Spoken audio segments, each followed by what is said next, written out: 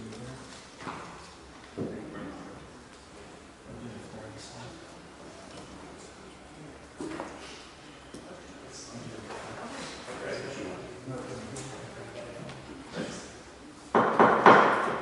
like to call to order the regular council meeting, October 25th, 2021, time 7 p.m. Mark, let's turn over to Mark for the prayer. Everyone please stand. As many of you know, we had a person in our community that passed away over the last couple of weeks, Susie Van Branken. Jeff asked me to say a few words about her, and just a wonderful family, and she made it that way. We all think of her as the son of Don Hertler and Donnie Hertler, and in her own right, she was a very special person. She probably exceeded some of the things that we know them to do. So what a wonderful family, and what she went through was just horrific compared to how people end up passing. And the courage that she had and the determination, it's beyond anything else I've ever experienced. To watch a person, see their final peak of their life, basically. So I'd like to just take a minute and do a moment of silence, and if you could just pray for Susie.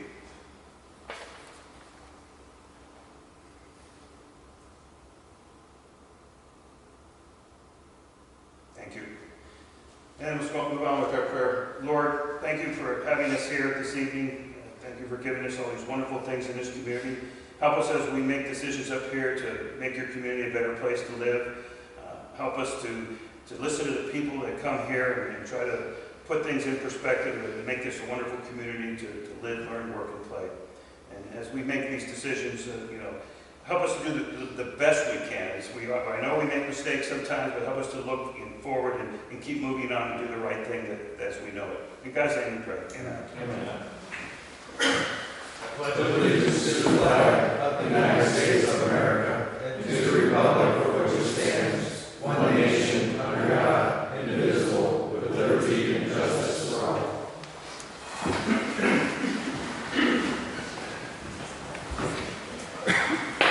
Please call the roll. Member Peters? Here. Member Shredder? Here. Member Volt? Here. Member Schreier? Here. Member Foltz? Here. Member Winger? Here. Member Condon? Here. 7 members. All right, thank you. For your consideration, I need a motion and a second to approve as presented. Minutes September 22, 21, Committee of the Whole. Minutes from September 27, 21, City Council. And September Q3 Finance. Motion to approve as presented. Second. All in favor, say aye. Aye. Opposed? Motion carried. All right, at this time, if you wish to address council, please step forward and state your name and address for the record. Okay. Mr. Peters, may I approach? Yes, please. I have packages here for everybody that's in here.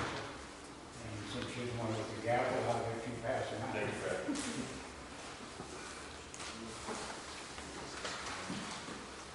Just state your names, please.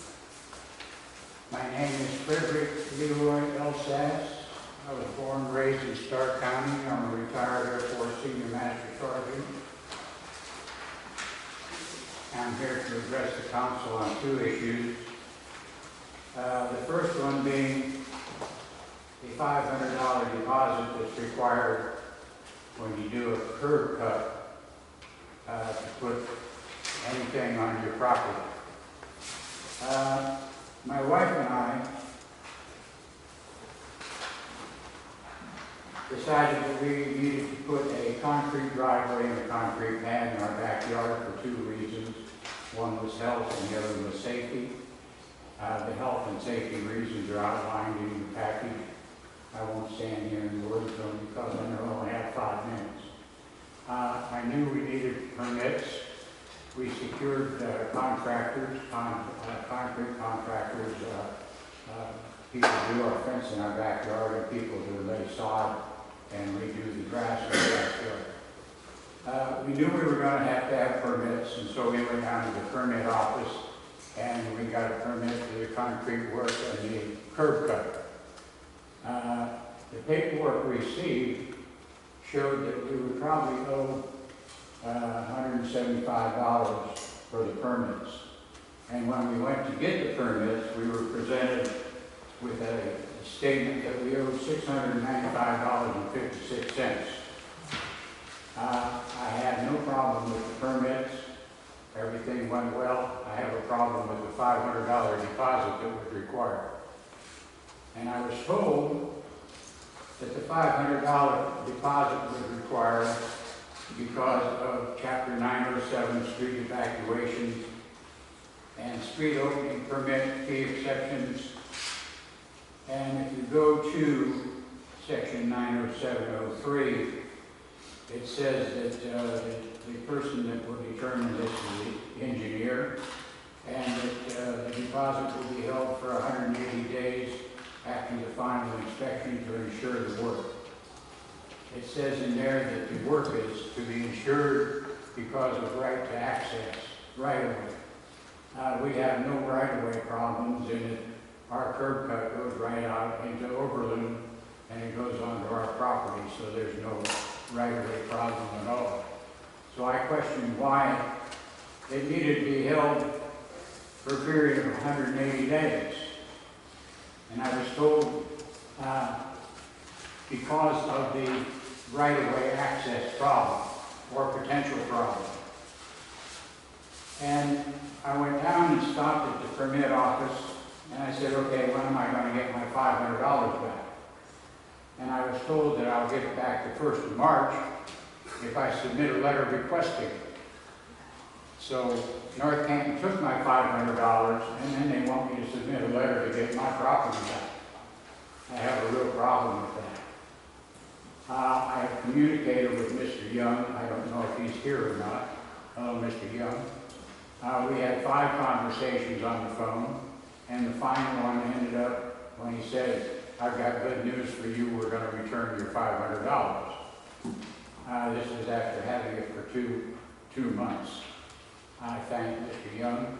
I understand the check's going to be in the mail next Monday, and that's great. My question is, why did I have to pay for it in the first place? And the second question I have is how many other people are going to have to pay $500 deposit to do something as simple as what we did? $500, I don't know how many of these deposits you have. I don't know where they're being held. I don't know if they're bearing interest. My question was, if my $500 is accruing interest, am I going to get it back? Nobody could give me an answer. The other item that I have is on the paperwork also. I called up and I talked to someone in the mayor's office and I said, who is my councilman? And they said, where do you live? I said, Hall Avenue. I was told that Daniel Peters is my councilman. I left a message. I said, does the gentleman have a phone number? They said, the city does not supply phone numbers for the councilman. I said, well, does he have a private line? We can't give that out. However, the person did say, well, you can go online and check the website. And my response was, what if I don't have a computer? So basically, there's no way I can get in touch with my councilman. I would like to see the city of North Canton buy flip phones for every councilman here and have a phone number published so that folks like me and everybody else in North Canton can reach their councilman. I left a message for you, sir, my phone number 9 days ago, and obviously you haven't received it because I haven't got a phone call. So those are my issues, and everything that I had problems with are well documented, and I hope I did a professional job and put the package together. And I thank you for the opportunity to address you. Thanks, Fred. Thank you. Thank you for your service.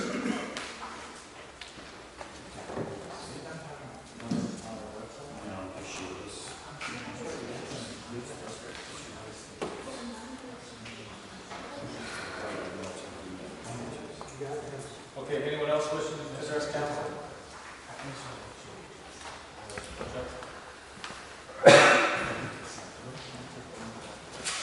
Chuck Osborne, 307 Fairview Street, Southeast, North Canton, Ohio. In the last year, North Canton city officials have found a new use and a and expending public tax dollars called land banking. While land banking has been around for a number of years, North Canton has widened the use of this process without regards to the fiduciary obligation it has to its citizens. Speculating in the real estate market with limited tax dollars goes well beyond the original purpose of land banking. News reports in the repository beginning in early 2020 regarding North Canton's efforts to acquire the former Kmart property illustrate my point. And to speed through this, I'm just going to make some remarks. February 22nd, it mentions the competitive bidding process to acquire the Kmart property. The city was bidding against another bidder who wanted to bring retail space to the property. Then the story adds the competing bidder lost interest and is now looking elsewhere. 3 days later, it also reports the city offered between $3.4 and $3.5 million for the former Kmart property, and that the city was looking to acquire the property for a business that planned to bring a significant number of jobs to the area. The paragraph tonight, they even said salary jobs. The paragraph concludes that business is no longer looking to locate in North Canton. The next month, 2 months later, in April last year, a council member is quoted as stating, "We believe that 200 salary jobs is the absolute basement on this opportunity. We have a high level of confidence that this is going to go through, but we have a plan B if it doesn't." A week later, it reports, "We learned that the purchase entailed the acquisition of 9.48 acres of property, as well as 2 neighboring parcels to the west and north. Mr. Stroyer volunteers that the additional 2 parcels will add $1 million to the acquisition cost, bringing that total cost to $4.4 million. May of last year, the city states its plans to create a business campus. This is really raising expectations for what we're going to see there. As one reads the above media reports, it is clear that the real estate world turns on a dime and that development plans evaporate as quickly as they are promoted, presenting unacceptable risk for public tax dollars. This is not how tax dollars should be spent. For the last 18 months, taxpayers have been on the hook paying interest on the $4.4 million debt. Now, this latest announcement in the paper, October 16th, announcing Meyer is coming. And it highlights to me the risk of real estate speculation brings when politicians play monopoly with tax dollars. Wasn't the competitive bidder with the city in February of 2020 planning a retail space for the Kmart property?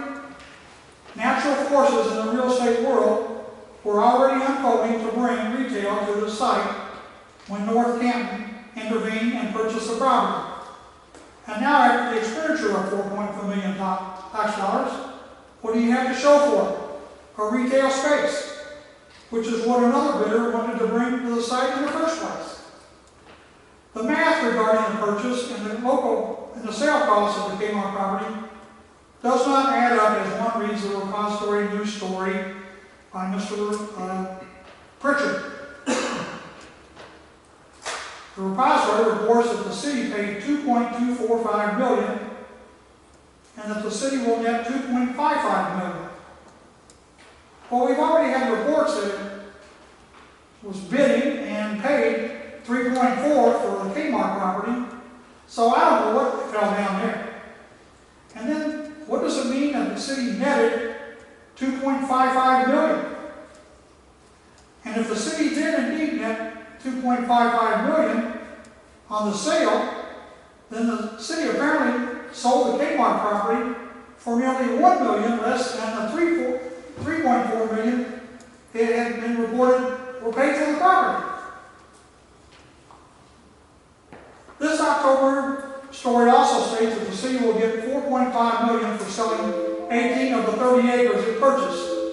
that would be great if the city had already recouped the entirety of the $4.4 million, but I cannot imagine that we've already recouped all the $4.4 million. Chuck, can you hurry up and wrap it up? Please. How is it that the financial facts of the sale to Meyer are so twisted and misleading? City Hall is playing fast and loose with public tax dollars, and when the dust settles, how are the citizens of North Canton going to benefit? Common sense tells me that the net gain for North Canton is negligible, and at best, quite likely will result in loss of public tax dollars.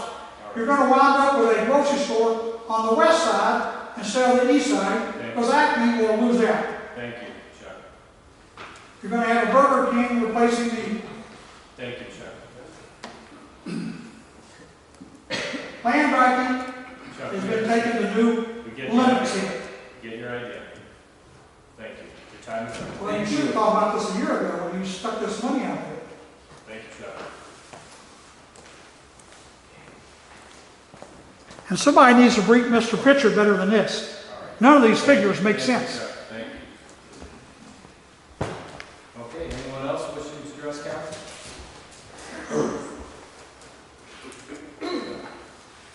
Seeing none, we will move on to old business. All right, may I have a motion and a second to read by title only ordinance 56-21? So moved. Second. All in favor, say aye. Aye. Opposed? Motion carries. Ben?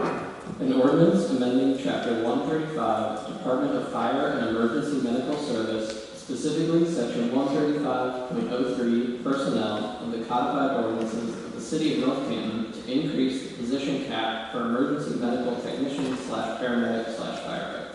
Okay, third reading, we discussed this. This basically puts us in a position that we move forward to a full-time staff. Pat, anything extra? Covers it? Okay, any other questions from council? All right, seeing none, we have a motion and a second to adopt the third reading ordinance 56-21. Adopt. There a second? Hold second. All in favor, say aye. Aye. Opposed? Motion carries.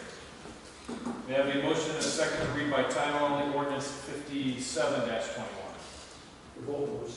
Where second? All in favor, say aye. Opposed? Motion carries. Ben?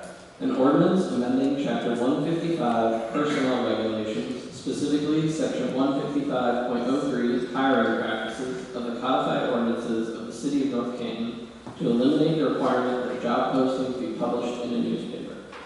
We're basically getting with the times on this one and saving a little money in the process. So, any questions from council? Seeing none, may I have a motion and a second to adopt the third reading ordinance 57-21? Fred, second. All in favor, say aye. Aye. Opposed? Motion carries. Okay, motion and a second to read by title only ordinance 59-21. Hold second. All in favor, say aye. Aye. Opposed? Motion carries. Ben? An ordinance authorizing the mayor of the City of North Canton to enter into an agreement with the North Canton Community Improvement Corporation for the conveyance of the real property known as Lot 4236 in the City of North Canton, Stark County Parcel 9204669 from the City of North Canton, from the city to the North Canton Community Improvement Corporation. All right, Chairwoman Ware. So we talked about this. This is over on East Hill, and then it's just a property transfer. Any questions, concerns? Okay, move to adopt. Hold second. All in favor, say aye. Aye. Opposed? Motion carries. All right, may I have a motion and a second to read by title only ordinance 60-21? Fred, second. All in favor, say aye. Opposed? Motion carries. Ben? An ordinance amending Chapter 907, Street Excavations, specifically Section 907.03, deposit required under the Codified Ordinances of the City of North Canton to include inspections costs incurred by the city as costs to be reimbursed by the permit applicant. Thank you, Chairman Fontaine. So, we've been talking about this, but the gentleman, Fred, that spoke tonight mentioned what his hardship was. And, I don't know how to figure out if there's a way for residents. I was kind of thinking it was more for commercial contractors doing projects in the streets that, sometimes they need to breathe or they don't finish it up. And I kind of need Pat to help me out here. But it just seems to me if this is the case, we have to be super cognizant of the constituents that once the job's completed, we get them right back as soon as possible. Pat, what do you think? Well, I think you need to keep in mind that the curb gutter right of way is the responsibility of the city that's messed up. So, But then it'd have to have an inspection, once they get done, or let's something. go on. So somebody is going to replace a curb gutter in the light, and if it turns out that through shoddy workmanship, through the freeze-thaw cycle of the winter, that the concrete job becomes not efficient, then the purpose of the deposit was to enable the city to take action in the event that they deemed that it was insufficient. So, in regards to Mr. Alsace, spoke with Council Clerk prior to the situation. I sent an inspector out there to make sure that the job was done correctly at the moment. And given this situation, I ordered that the funds be returned and the finance be put in check. We still take the risk at this point that if over the winter freeze causes some sort of degradation of that to the point that it's bad, it's going to have to be repaired. If we have competent contractors, it's a six-bag mix, a good Italian, 6.5 slump, and you know it's going to be good, and we do have a curb machine if there's worst-case scenario. Well, our job isn't to be out there repairing shoddy workmanship. Some contract. I was thinking more for the big If the contractors. council wishes to change it, you certainly can. If there's a way we can modify it for the constituents on smaller jobs, but I thought it was mainly like street, curb gutter, hundreds of feet and bigger projects, not, it's like a toothache for a senior citizen on fixed income. Whatever we need to do, I would do. Any other advice there, folks? How about Engineer Rob? Yeah, since you asked. Back when we debated this at the committee the first time, in the first reading, and I specifically remember making a comment, something to the point, this isn't to get one of our residents doing something small. This is to go after those large utility companies that come in and lay waste to the neighborhood, and then don't do the restoration as we expect here in the city. We've got issues down on Maple Crest, that neighborhood, up in the northeast, behind the Hoover plant, the job that was done last year.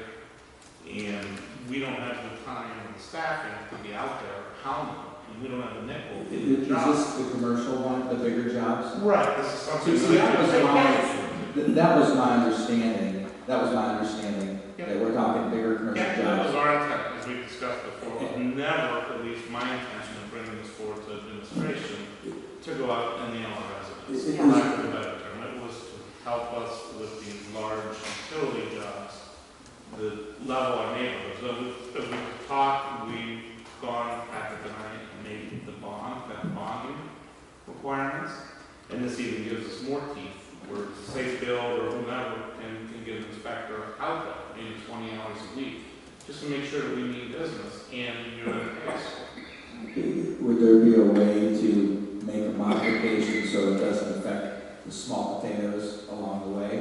We'll work with it with an amendment to the council. I would appreciate, Yeah. I would appreciate that. Yeah, please. So Rob, let me ask you, is 500 even enough? It varies by the Wait, what was your question, Seth? Is $500 even enough? When we look at those, and this one my office didn't look at, but if it's something large, we're trying to figure a dollar amount to cover ourselves with the Okay. bond. Like the whole neighborhood, it's almost impossible, so Right. we'll go $250,000, $500,000 if they were to hit everything. Okay. Main Street with fiber optic lines, something like this, a couple sidewalk slabs, okay, $500, $350, something Right. nominal. It's just job specific. Okay, so you actually can vary the amount. Right. Okay. Based on the permanent information that we So- received. And usually Safe Build is handled with it, it's something small. Yeah. Our office really only gets involved Right. in engineering, if it's something large. So do you feel like, Mr. Alsace, could he have talked to someone there? Was it a little bit of a communication thing where if he had maybe just asked to speak to somebody else or no? Maybe just didn't quite understand the purpose of it. Like I said, I wasn't involved in Yeah. the situation, I passed the bucket, I just didn't know. No, yeah, I just wondered like how the conversation went, and Right. maybe if somebody would have known and said, oh yeah, let me talk to someone else. I mean, he did what he was told. So I guess I'm wondering on our end, is there something we could have done? Maybe just when he pulls the permit, relay that to him, we can, or whatever, I'm sure residents don't memorize or talk about ordinance. So, Okay, well, then, I mean, yeah, we'll see what we can do then. Thanks. You could separate these out from contractor on larger public projects versus one that is initiated by a resident. Patrick's point, I don't think we necessarily need to have a deposit, we need an inspection for the work is complete. We need to make sure that happens. And if there are costs associated with repairing an inferior job, simply place on the individual's tax sheet. And then he can handle it one way or another, then we're covered. So, I don't think we're, to Patrick's point, we want to get in the business of repairing inferior work. I'm not sure this is going to happen often. No, it just doesn't. But if the inspector comes back with a negative review and there's a cost associated with the municipality to repair the work because it was inferior, then the cost can be billed to like we would if the person doesn't know his grants. What do? We send them a bill, and if they don't pay it, we stick it on the tax sheet. And that's I think that's fair. And that protects the interests of the taxpayers, protects the interests of the taxpayer. So do we want to do the second reading and modify it before the third reading then? Do the second day. Okay, so let's go ahead and Fix it. let's make a modification to it. Well, the amendment we're all discussing would be a different section of the one this ordinance is addressing. So This is I'll under, bring forward a separate piece of legislation for committee on the 8th. this is, what we've talked about. we're talking about 907.03. Yeah. Well, then, The section that you want changed is 907.03. So it probably is, but all this ordinance is doing is adding, actually, it's not amending an existing section. we'll add a new section that addresses that concern for the smaller jobs that Darrell was just talking about. Yeah, so we'll bring that back for committee. Okay, so would it be added then to this piece? No, it would be its own separate. Okay, so we can go ahead and pass this second reading. Second, anybody? Hold second. All in favor, say aye. Aye. Opposed? All right, motion carried. All right, may I have a motion and a second to read by title only, ordinance 47-21? For both those. For a second. All in favor, say aye. Aye. Opposed? Motion carried. Jeff? An ordinance amending the zoning map of the city of North Canton to reclassify 80 parcels in the city of North Canton in accordance with the amendment procedures set forth in chapter 1182 of the Planning and Zoning Code in order to ensure that current zoning more accurately reflects current uses, together with providing opportunities for future residents and businesses. Thank you. Chair Arnold. You may recall that we had identified a large number of parcels. The use was inconsistent with zoning. And after a great effort to prepare maps, we held a public hearing. And we whittled it down from 215 to 80. There are a couple types of uses that we left alone, unable to come up with good language for repair. But this is the culmination of that work, is to begin to align the properties with their current uses. And again, for the record, this was subject to public hearing and discussion with property owners. Are there any questions?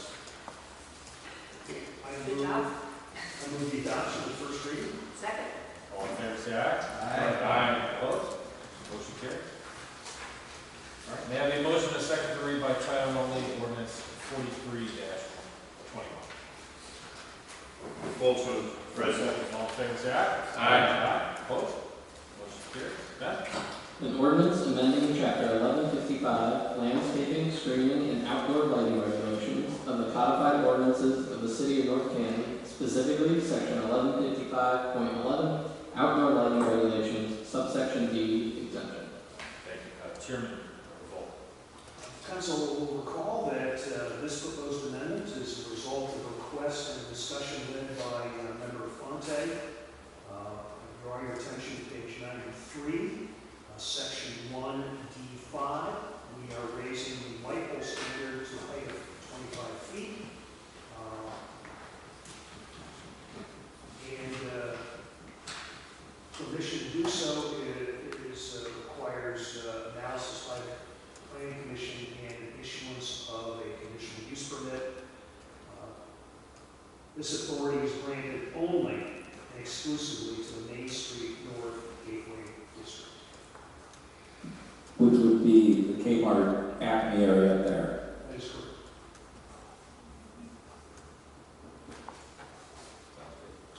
Any other questions? Mr. Fonte, anything to add? This is yours. No, I think it's important because it helps save costs for the business owners. In turn, they save energy, they upgrade, brings better business to the business, sublots, and then hopefully that'll generate more revenue and less stress on the constituents. We need more jobs, more business, more revenue. Anything else? Motion to adopt. I make a motion to adopt first reading. Full second. All in favor, say aye. Aye. Opposed? Motion carries. We have a motion and a second to read by title only. Ordinance 61-21. Strike Second. All in favor, say aye. Aye. Opposed? Motion carries. Ben? An ordinance authorizing the Director of Finance of the City of North Canton to make final appropriation amendments for current expenses and related one-time advances and/or permanent transfers of monies made to various funds needed during the fiscal year ending December 31st, 2021, and within the available resources in order to balance and close the fiscal year. Thank you. Chairman O'Connor. Okay, this ordinance just allows our finance director to close the books and balance at the end of the year. Any other correction thoughts? All right, I move to adopt. Full second. All in favor, say aye. Aye. Opposed? Motion carries. We have a motion and a second to read by title only. Ordinance 62-21. Full moved.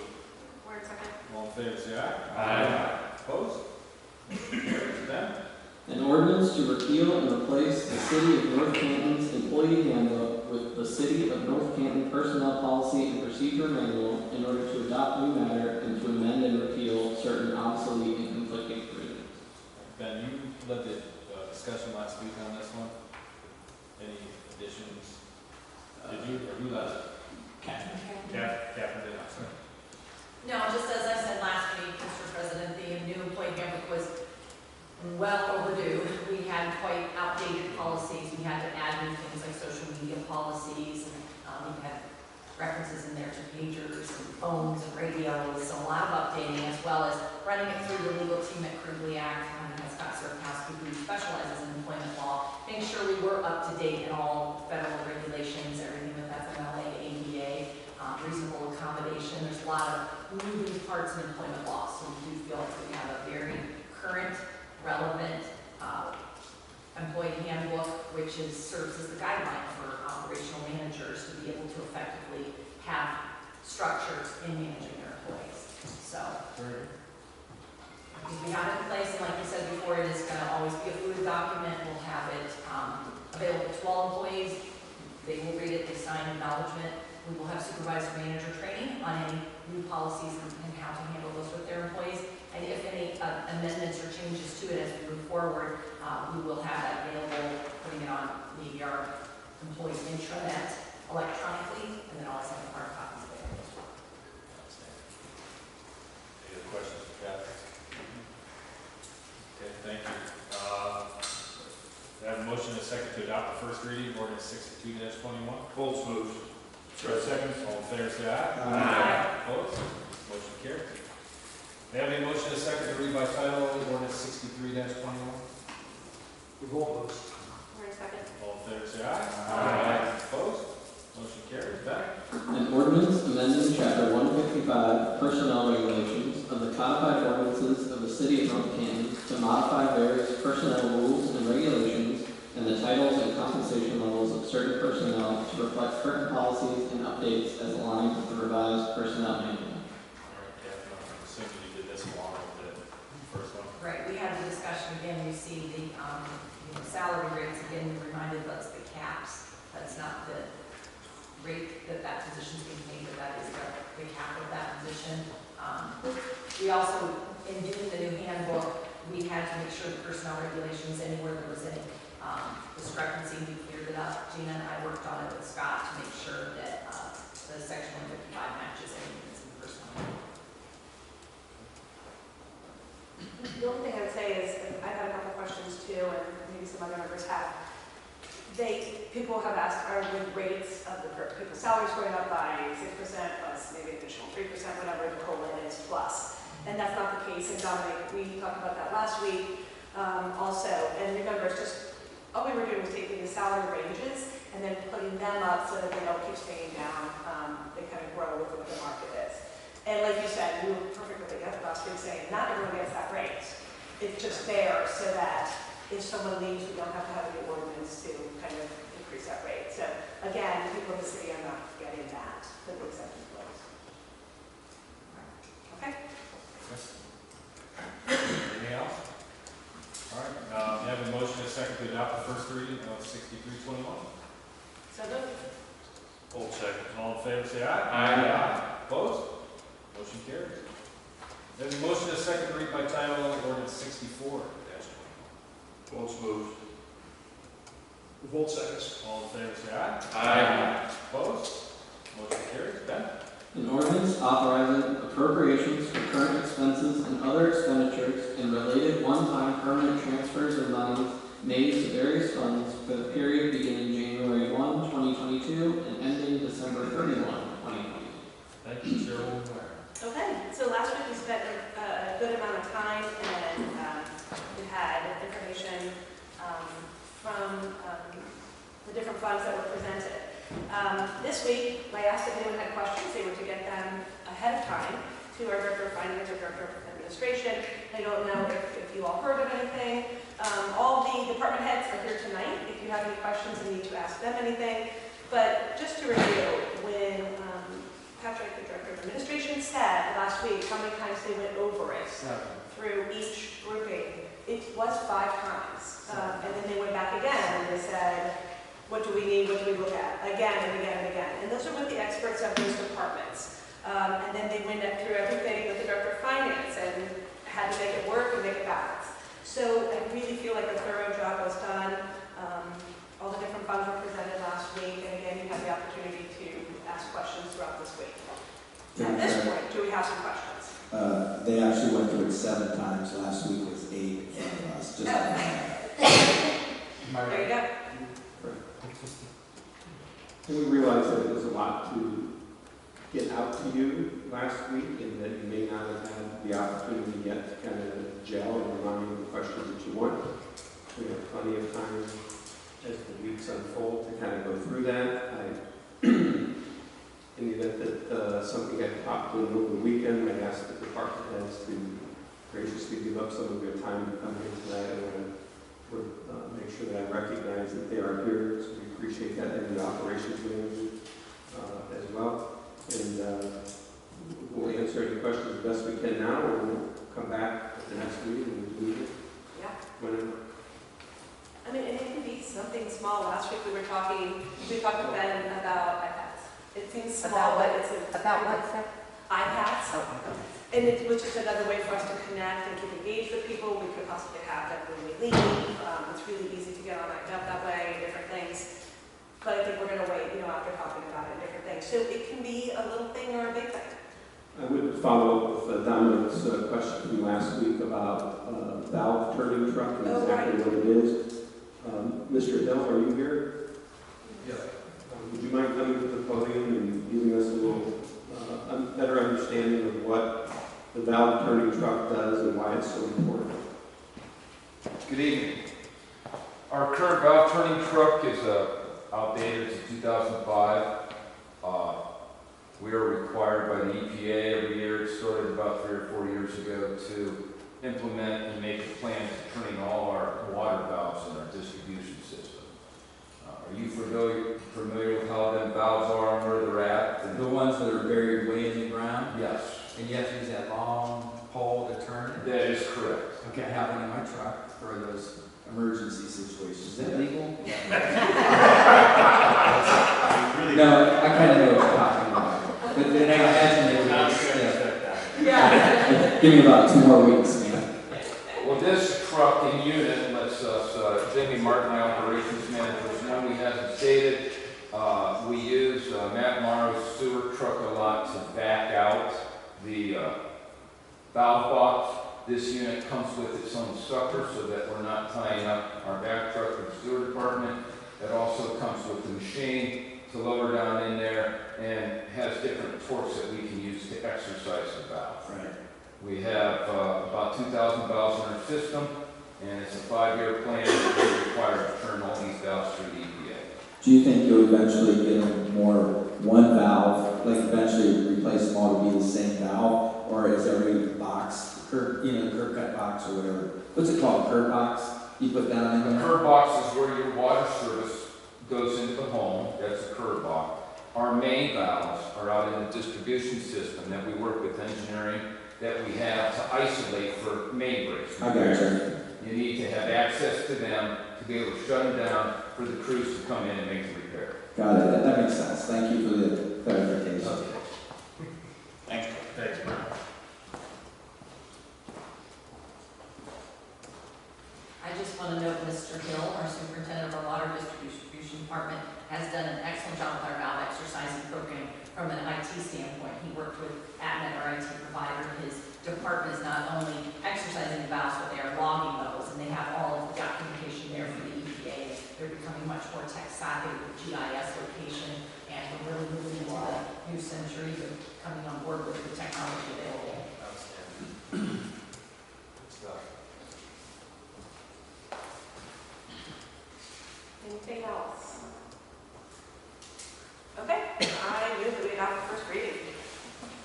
Revolt seconds. All in favor, say aye. Aye. Opposed? Motion carried. All right, may I have a motion and a second to read by title only resolution 13-21? Story moves. All in favor, say aye. Aye. Opposed? Motion carried. Ben? A resolution accepting the amounts and rates as determined by the Budget Commission, authorizing the necessary tax levies and certifying them to the county auditor and declaring the same to be an emergency. Thank you, Cheryl. From where?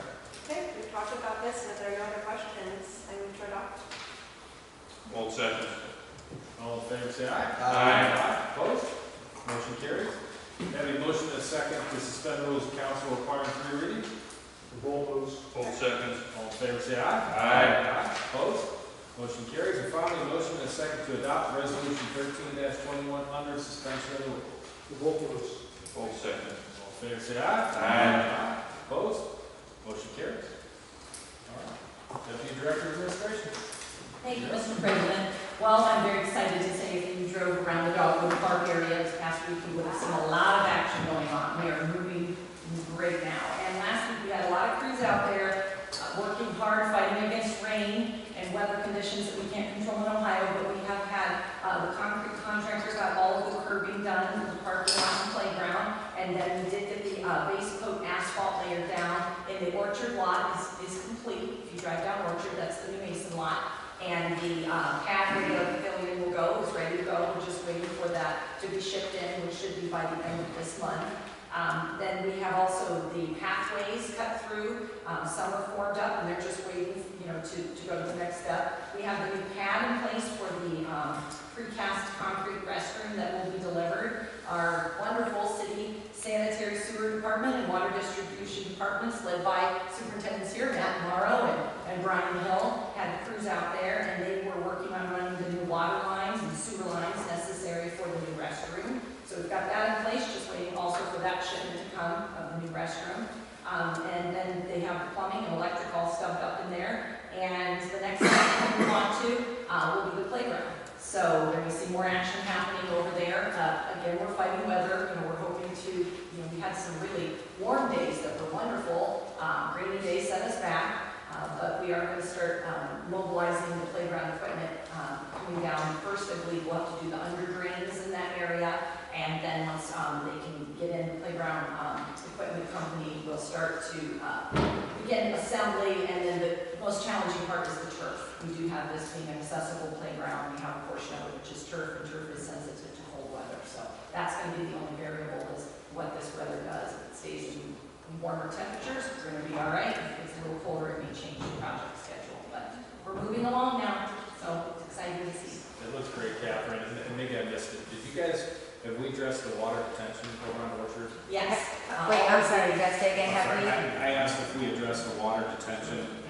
Yes, all of the Stark Soil and Water Conservation District issues and EPA issues that we had, we did have to construct 2 new swales, bio-retentions, and they are in place, and that's what I that's. think he was referring to on the Mason.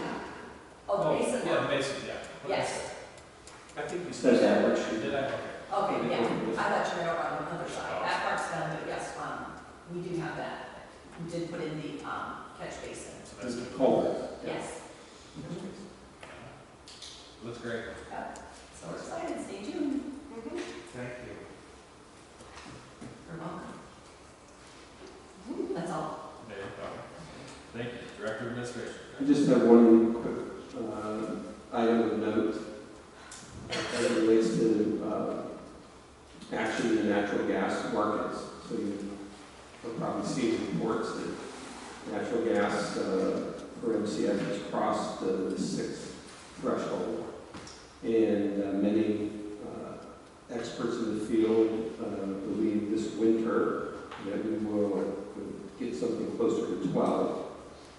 That's not unheard of. In fact, when we first started the natural gas application program in 304, it was at 14.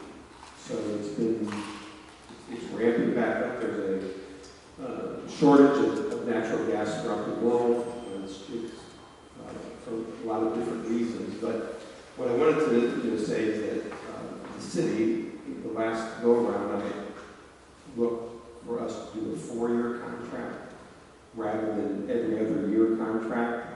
And so we're locked in to 2024 at 3.1%. That would be a tremendous thank you to our constituencies over the next few years. That was all. That's great. Very good. That's how you got it. Nice work. Nice work. Mr. Mayor. Yes, thank you, Council President Peters. And council members, thank you for recognizing Susie Dan Franklin again for the record. Because we all know she was a dear educator, lady, and supported her work in. So thanks for bringing that to everyone's attention. I want to thank our department heads and operations managers for being here tonight to assist us. Just want to share some things that I think bear interest. I don't know if you saw in the Canton repository that Jeff Cotter is a school crossing guard for us. He's stationed at Bechtel and South Main Street. He's been a 3-year veteran for us. And, maybe they don't get enough credit for being out there in all kinds of weather, supporting our families and our kids. And just to bring you up to date again, we have 7 school crossing areas. Again, in North Main, Charlotte, at the Square, St. Paul's School, Schneider and Claremont Avenue Southeast, Glenwood South, Glenwood and Hillcrest, and again at East Maple Street and Claremont, and of course West Maple and the Hillcrest. Just want to bring council's attention, don't forget our school crossing guards. They do a great deal for us. I don't know if you saw it in the news, but our North Canton Middle School was ranked in U.S. News and World Report in their top 30% in Ohio. They were number 152 out of 1,224 of the best middle schools in Ohio. And Matt, are you going to talk about the football? Or you can. Go ahead. Okay, well, again, if you didn't I was know, just looking up when the ticket sales, I think it's tomorrow. well, North Canton varsity football, again, they're undefeated this year in the Federal League champions. They'll be in a playoff game this Friday. Again, Tess Booker, our sophomore, placed 4th in the state in tennis, and our doubles team didn't do too bad, but they gave a good showing for us. I I want to welcome another new business to North Canton. It's called Yara Salon. It's Y-A-R-A, Capella, C-A-P-E-L-L-I. They just opened business on South Main Street, specializes in skincare and hair and a lot of other things for men and women. So just want to welcome them aboard. And if, again, no particular order, trick or treat, Halloween again, so that everybody knows it's going to be the 31st. And that's Sunday from 3 to 5. I want to bring you up to date on something that I feel that we have the best farmers market in Stark County. And it was in March that the groceries came to us here at City Administration about putting up a farmers market in North Canton. Because of COVID, they were kind of shut out in Plain Township and some others, so they came to us and we listened and we said, let's go for it. Our people need something to be outside and enjoy.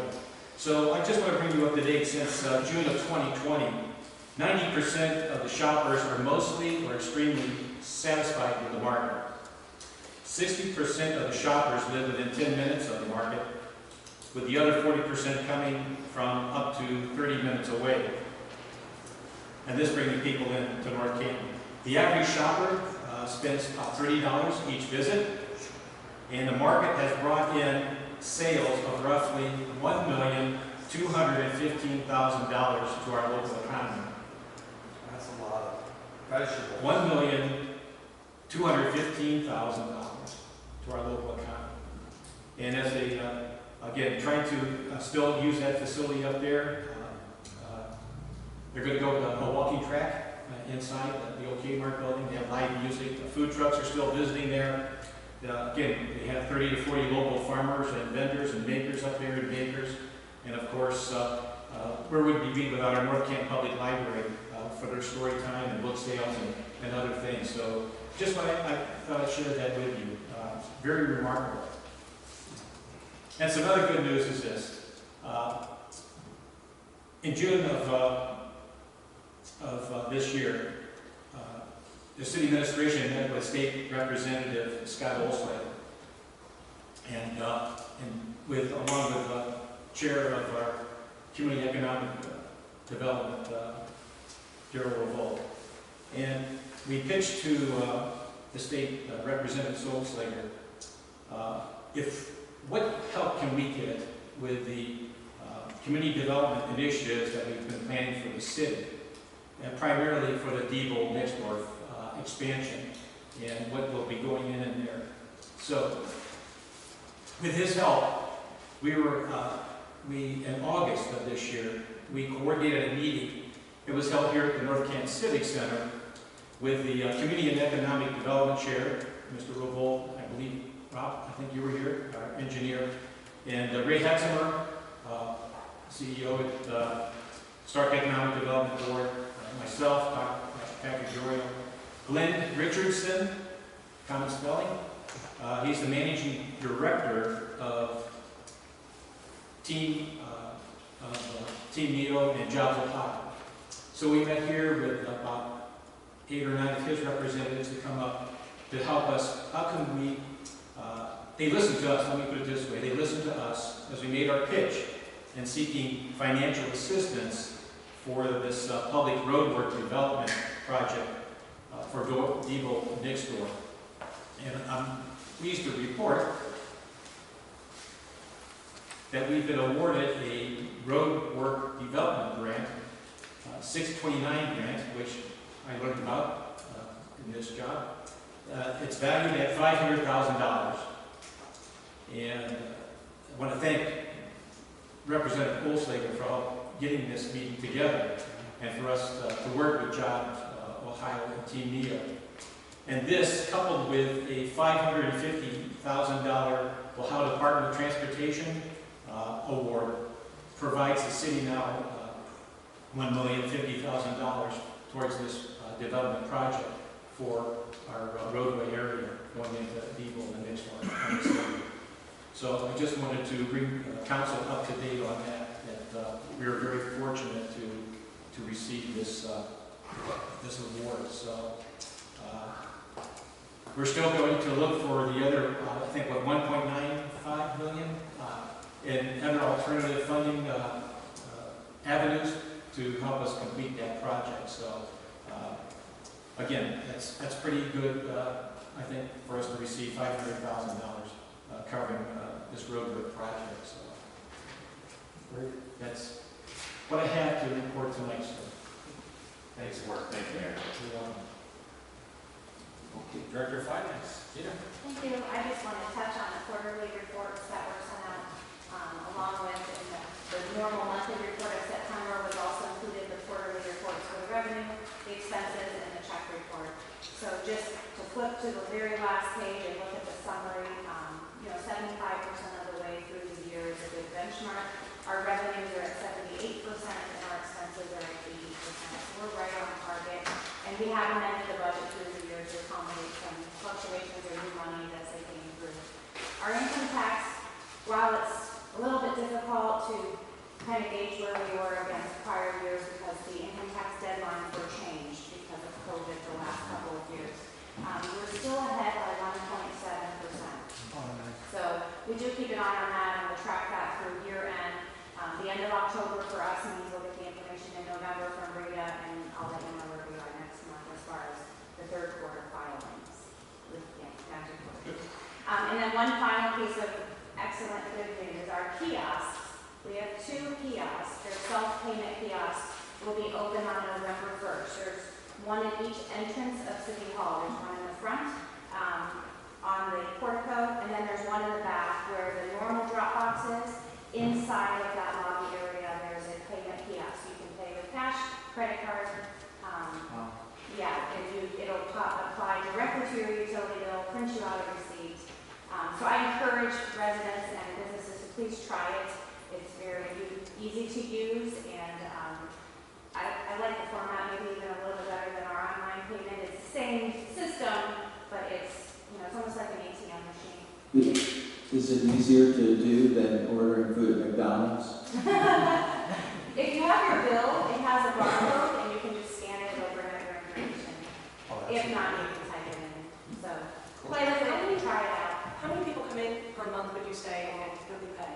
We have some pretty constant foot traffic. Now, of course, it has decreased since the COVID era, but they are pretty busy all day. I don't know that I have any count on that each month.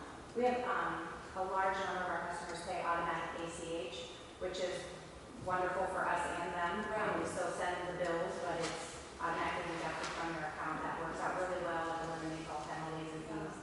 Never shut off. Yeah, it'll be interesting to see how many people use it. And I forget, was this through a grant or did we pay for this? Yes, this was through CARES Act money last year. Anything that we were able to provide for touchless, non-contact, social distancing, all of those new technology pieces, this was paid for by CARES Act. Like you think how we're moving forward in that area, so that's great. Hey Gina, could you put something in the water bill to remind people this new technology that's easy as ABC? Yes, Okay. it'll be on the next water bill going on. Well, and those are things that when we start doing our more communication, a great thing to say, how we got the monies and why and the importance of it, so. Great. Awesome. Good stuff, Gina. Thank you. All right, engineer. Thank you, Mr. President. Just a quick update on one of our 2021 capital improvement projects. If you recall, we had the Pittsburgh Avenue Phase 2 water line, and that's one where we've got $250,000 of community development block grant funding to the commissioners. We actually opened bids, or they opened bids, since they had $1 in it, they pulled the contract, and sort of 3-way contract with us. And they opened those bids at 10:30 tomorrow, so I'll be able to report in a couple of weeks on what our price is and then what we owe above and beyond grant money. So we haven't forgotten about that project. It is on the list for 21, and we'll see it again. Hey, Brian, very quick question. So on last week, I think you mentioned about the neighborhoods that are going to get sewer instead of septic. What neighborhood was that again you were talking about? What we were looking at is we have a project that we've applied for some of the ODOD monies that are out there, and it would also complement the property that the city has acquired in its own Stratton, where we would extend sanitary sewer to Stratton, not only the existing properties, but any future development along. And that was one where years ago, as Patrick had described, the director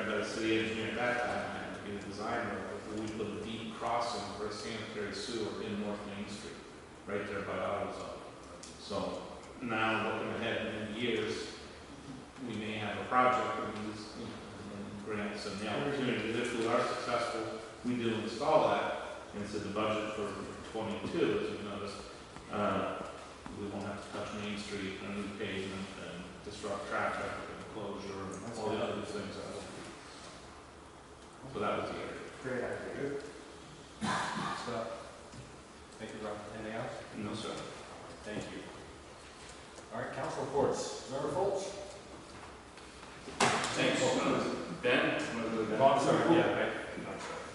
Council Clerk, Ben? I just want to give an update on the council records project. You all might remember when I brought the report of what I found and what I was working on. So the sort of capstone of that whole project is the searchable database of all legislation and minutes cross-linked with each other. Thanks to Amber's diligent help on my fourth attempt to build this database, we are now finally chugging right along, and she is up to 1980, which for all you historians is 1 year before Daryl ends up.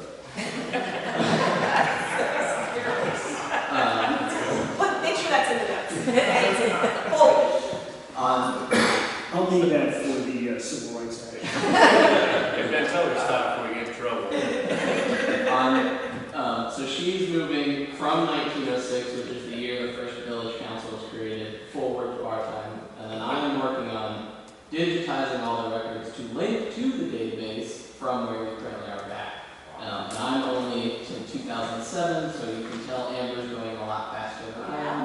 But I am happy to report that we have finally figured out how to get the coding to work, and it is moving forward, and we should hopefully be done with that. At least building the database by the end of the year, linking the records, maybe another year. Now you can say. Wow. Thanks, Ben. Hey, thanks, everybody. Department heads, between Brian Hill, who I've worked with for years, our chiefs, our street personnel, everybody here, thank you for the job well done. Thanks for coming tonight. I'm very proud of our city. You know, tonight when I listened and all the different comments that are being made, just exciting Dogwood Pool. Wood locking on a great gas rates, great job on that in 4 years. Mayor getting $500,000 and with another $1 million halfway to a project with great jobs coming into the Hoover Complex area. You know, Rob continuing to work with grants, finding money.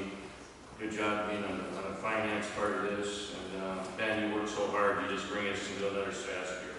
As far as council clerk, you were at the top of your game. So thank you to everybody, as well as this council that works hard. I just want to say that. You know, it's always easy to go negative, but we do so many positive things here. And that doesn't mean there's not room for improvement, but I'm very proud. My year sitting here, just the interaction with the department heads and employees. So thank you very much.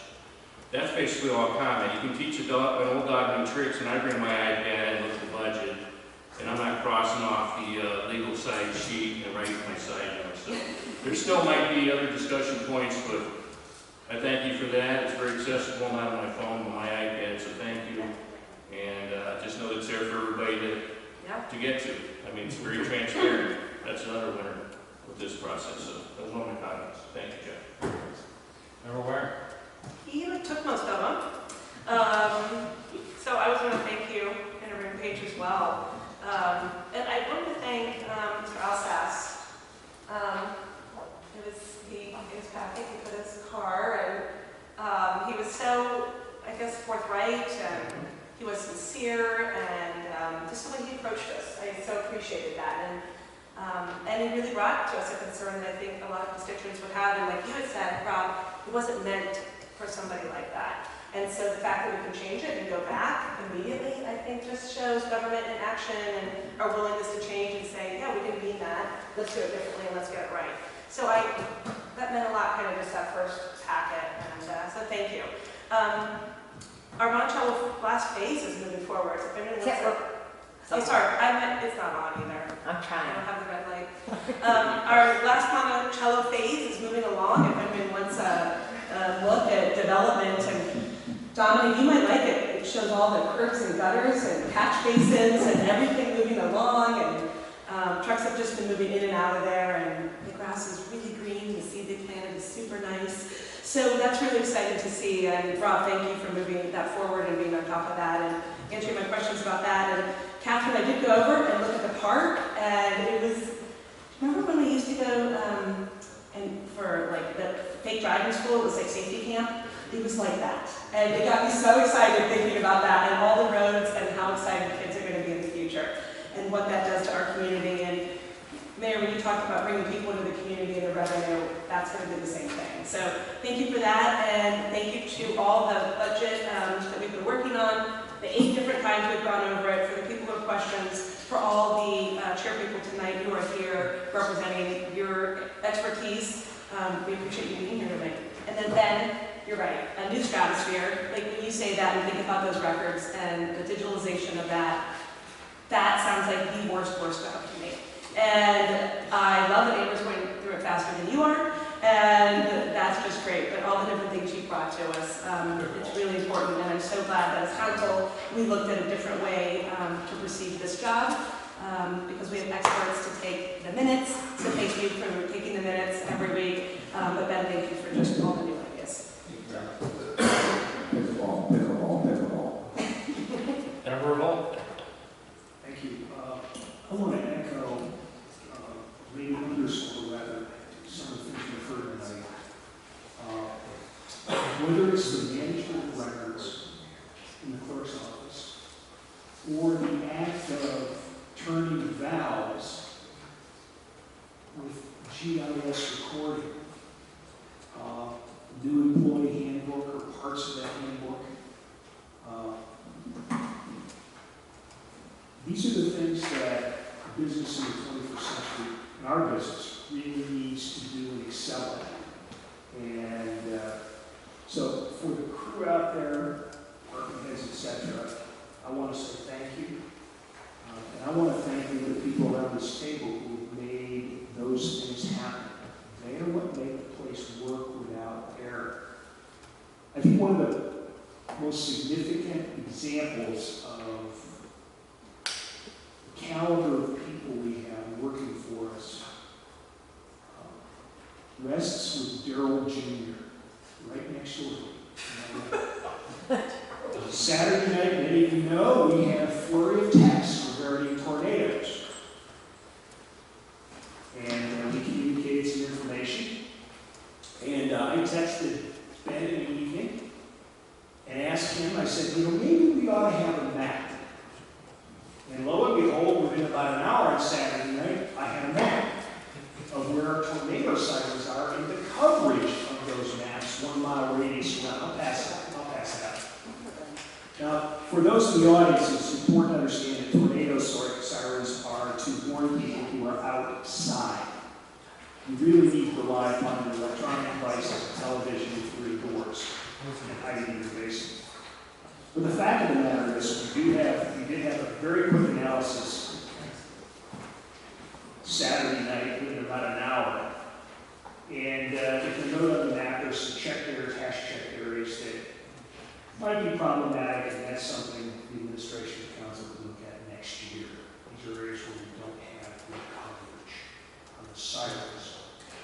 But again, I think it illustrates the fact that this was a project that was, well, when can I get to it?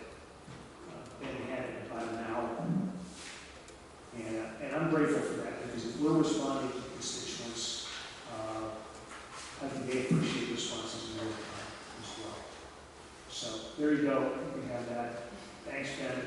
Very rough approximate. It's a very much approximate. Well, it was Saturday night, so. It was Saturday night. Now, never mind. But thank you. I have a quick question. Did they all go on? I was Thursday night at the Browns game, so I heard that. Do we know? Do we verify I that? believe they did, but here's where, as we mentioned the text, and I think we should look at on the record, is that sirens are tested. A. B is atmospheric conditions determine the level of the siren. If you have heavy rain, if you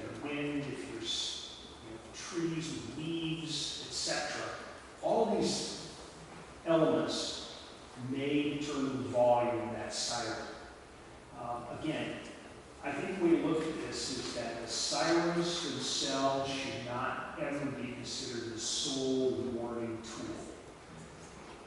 Get it on yourself, watch television, etc. Just stay on top of evolving weather conditions. But to answer your question, I think I don't know. The only reason I asked that is I had a constituent swore that he did not hear.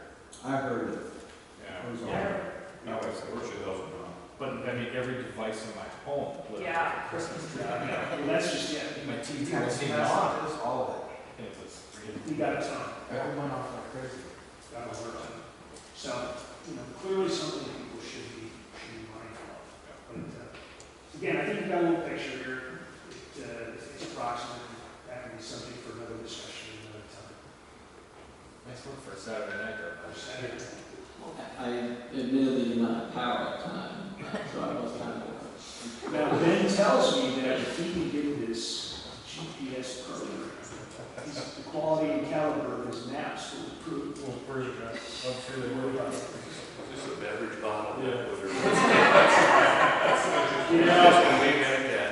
I did notice that the circles bear a striking resemblance to what a koozie looks like. It's placed on sheet music. But His favorite white. I can always speculate.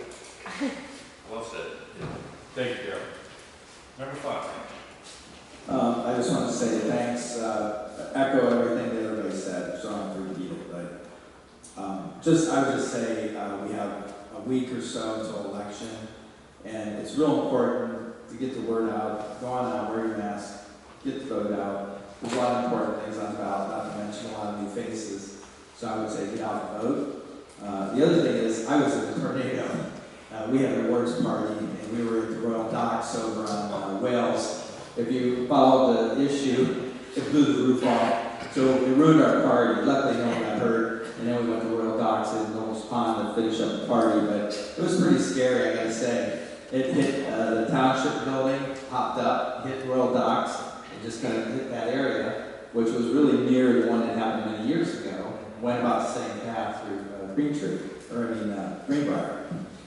Lake Clearwater. So, it was kind of interesting. But I would just say, just to recap, I'm going to be finishing up here in a few weeks, and from the time I came to now, there's always a communication gap, trying to figure out what's happening from sitting in the audience, listening online, to what's really going on. I got to tell you, man, there's been so much positive things, not to mention all the quiet things like generator, infrastructure, security, all these things that you don't really, they're not the real pretty things you see, but it's things that really make a difference.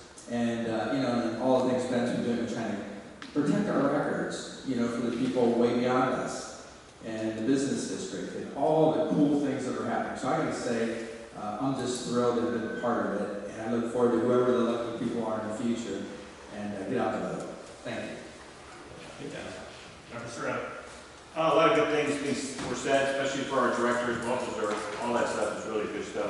One thing I do want to touch on, and Mr. Alsace mentioned it too, and I've thought this for a long time, is the way that people communicate to us. Them not have our numbers, I think, is maybe going a little bit too far shielding us. I mean, a representative, council representatives are representative people. They should be able to be contacted easier than an email, especially an older person who maybe doesn't want to go to all that stuff and put it on email and find it. So maybe you might want to look at that practice in the future of having the community, and it's only transparency, it's only communication, that's what it's all about. So I wouldn't, he mentioned that, I've heard that several times. When people write me emails or whatever, it takes the email to get a few days to get to me, and then when I do get back to them, they kind of complain about the whole thing they had to go. All I wanted was remember to call and talk to you about it. So we might want to take a look at that down the road. And that's it. Good stuff. My report. Yeah, I would agree with Mark. For the new council members coming in, I share my phone number on social media all the time. It's out there. I would rather, and I wish he would have had, so I don't know what we need. Maybe it's okay for each council member to allow you guys to give the number out. I think that would be the easiest way to do it, because we have a pretty quick one. Thank you. Okay. Member Stroy? Thanks, Fred and Chuck, for speaking. Thank you for taking the moment of silence for Susie. She was an amazing person. To segue that into something positive, she would be very proud of Hoover's football team. Tickets go on sale tomorrow at 10 a.m. and the website is the OHSAA site. So if everybody's going to write this down, ohsaa.org/tickets is where you get this, where you can order. I have assignments with what you've all said. I'm not going to waste my time repeating everything, but thanks to department heads for all that you do. Maybe we'll get you to speak at the next one. I'll give you some questions from you. That's all. Okay, thanks. Thank you. Final call for new business to council. Seeing none, our meeting calendar, November 1st, no meeting, that will be the election day setup. Committee of the whole and city council on November 8th, no meeting on the 15th. We have a public hearing on ordinance 58-21 at 6:45 p.m. on the 22nd, followed by